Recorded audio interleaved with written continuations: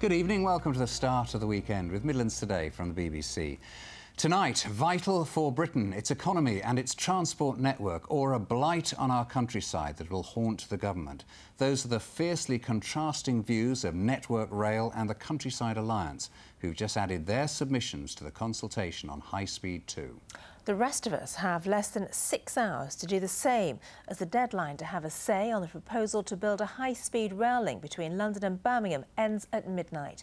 But it'll be the Transport Secretary who'll have the final word, and he won't be rushed into making any decisions before the end of the year. Giles Latchin reports on possibly the most controversial engineering plan to affect our region. Never the twain shall meet, goes the saying, but today they did. On the last day of the public consultation, we brought together two voices from opposing sides of the HS2 debate. I can understand where you're coming from. So on the site where the HS2 terminus would stand, could one convince the other?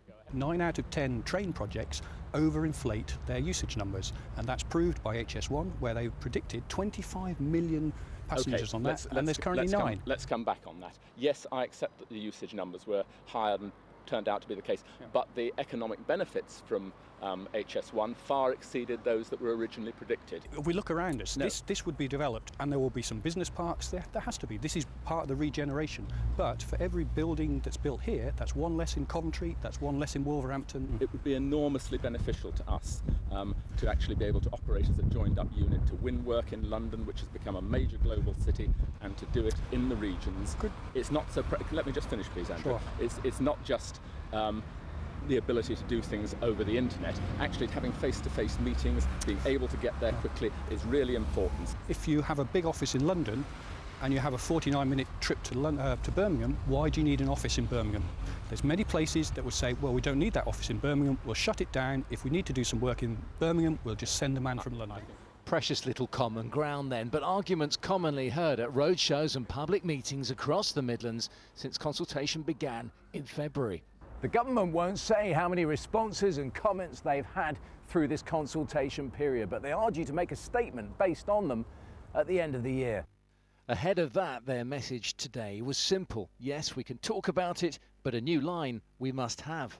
Anyone who's ever been stuck in the queue at Euston on a Friday night trying to get on a train to Birmingham or Manchester will know that we are rapidly running out of capacity on the West Coast Main Line, and we urgently need a new line to give additional capacity for those journeys. Well, this whole project is a vanity project, and this... One of our MEPs was travelling by road today, rallying support in an eye-catching way for the antis. Why was the Greenbelt created? It was actually to save some of our heritage, you know, around the big conurbations of Birmingham, etc.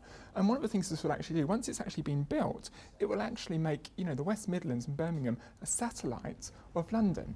The Countryside Alliance say lies will be destroyed. In London, they want changes to the route. The consultation will soon be over, but with stakes as high as these, the arguments continue. Giles Latchin, BBC Midlands Today, Birmingham.